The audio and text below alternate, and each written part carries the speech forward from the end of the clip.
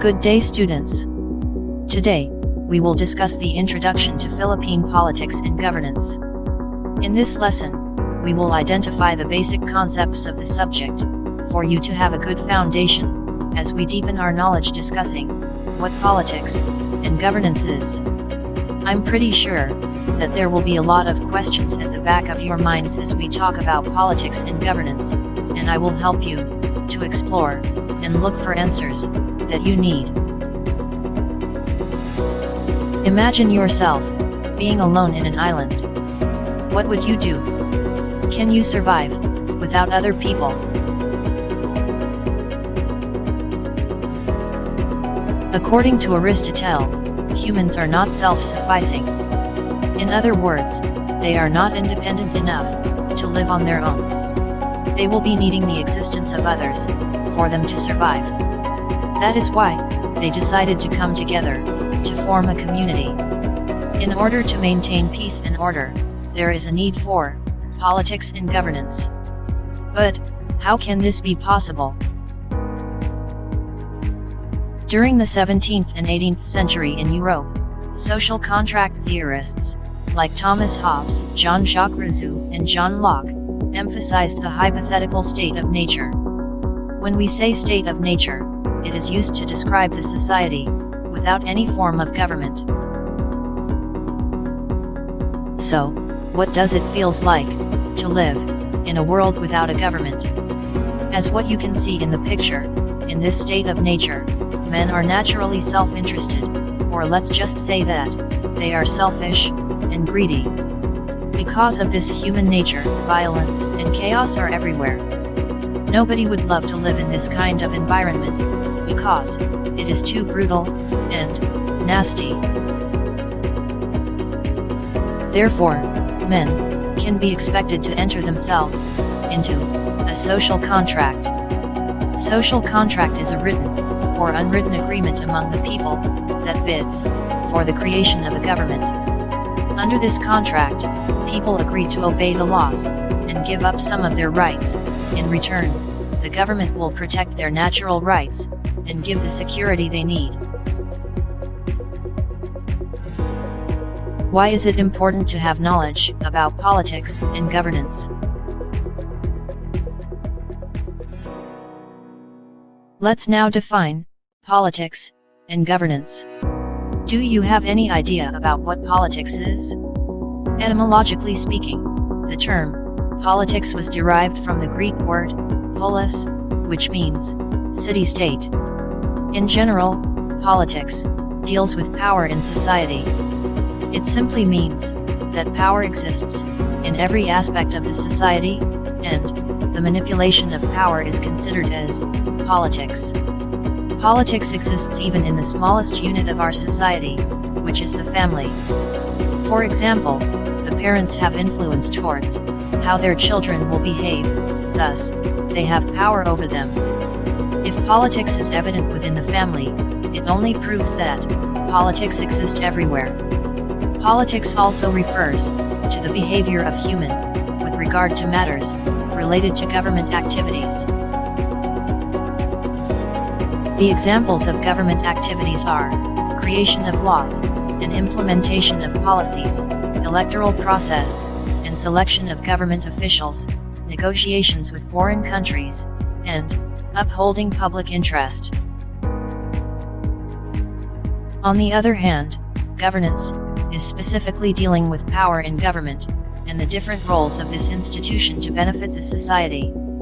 Basically, it covers the actions and activities by which the government directly influences our lives. It is through governance that a government is able to have a significant impact on the lives of the citizens in terms of decision-making that will meet the needs of the public. Understanding this concept will help us realize whether our country have a bad or good governance. The most significant indicators of good governance in the Philippines are accountable public officials, transparent and honest government transactions, fair justice system, follows rule of law, etc.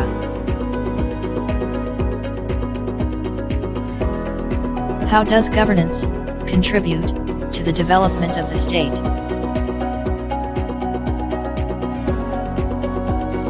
How can our knowledge of politics and governance help us become effective citizens? After defining politics and governance, we will move on to political science. Political science is a branch of social science which deals with the study of politics. Its goal is to deepen the understanding of human when it comes to the key issues and concepts related to politics. People who have expertise in this field are referred to as political scientists. At this point, let me introduce to you the two fathers of political science. Aristotle is one of the Greek philosophers that have contributed a lot in this field. He is considered as the father of political science. In his book, Politics, he described the role of politics and political community. While Niccolò Machiavelli is widely accepted as the father of modern political science because of his great influence in politics during Renaissance period, he is well known because of his book, The Prince, in which he discussed how to acquire and maintain power. Since political science has been studied by many of our well-known thinkers, this field has evolved into many different branches. We have political theory, political methodology, comparative politics, international relations, public administration, and public law. Each of these branches had a specific application of its framework in the world of politics. Let's talk about it, one by one. First is the political theory. This particular branch deals with the different theories and perspectives about politics and governance. It helps us to understand better the concepts that have shaped our politics from ancient until the present times. These theories were proposed by the different political philosophers and thinkers all throughout the time. It is more concerned with the contributions and how these people perceive politics. Second is the political methodology. This branch of political science is more concerned upon the use of quantitative methods to describe and define a certain political phenomenon. It also covers the application of various political concepts in conducting a research and policy making. Third is comparative politics, a branch of political science that compares and analyzes the political systems and constitutions among other countries. Practitioners of this field seeks to identify and understand the similarities and differences of various political systems, as well as the political actors. These comparisons are useful in improving political structures and processes within a certain government and in building international relations. Fourth is international relations.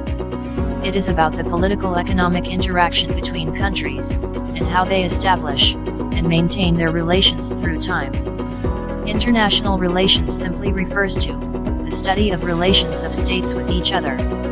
It also includes the creation of foreign policies, causes of war, maintenance of peace, addressing global issues, and strengthening of political economy among countries.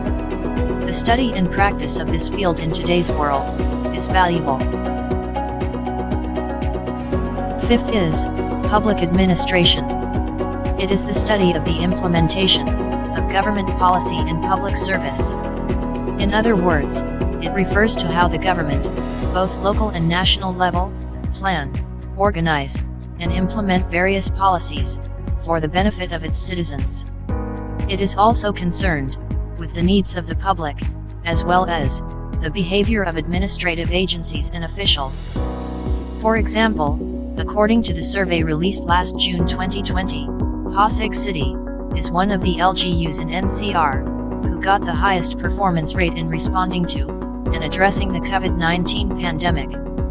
In line with this, we have seen the efforts and initiatives done by this LGU and its officials to administer the people through the distribution of relief goods and financial assistance, establishment of health protocols, strengthening of security, and so on. Last is public law. This branch of political science refers to any written statement that aims to regulate and guide the behavior of the public. Our government implement laws for us to obey and follow.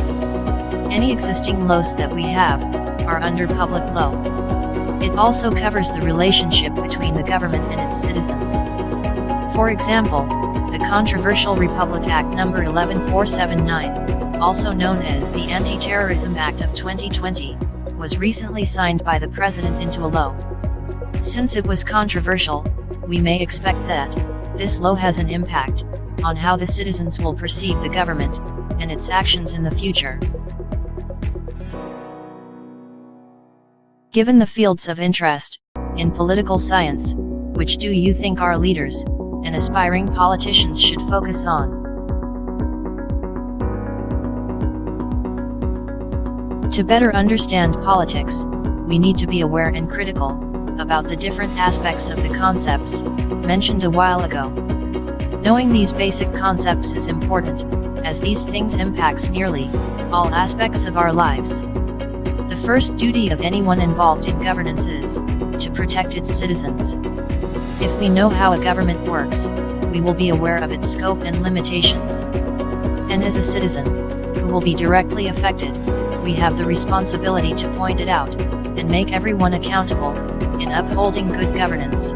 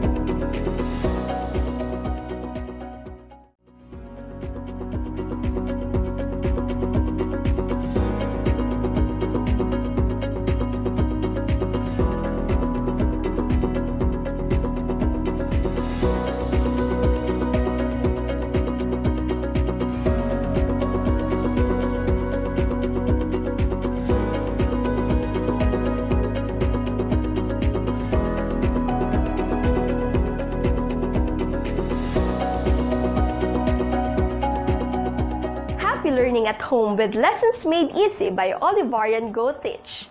One proud Olivarian.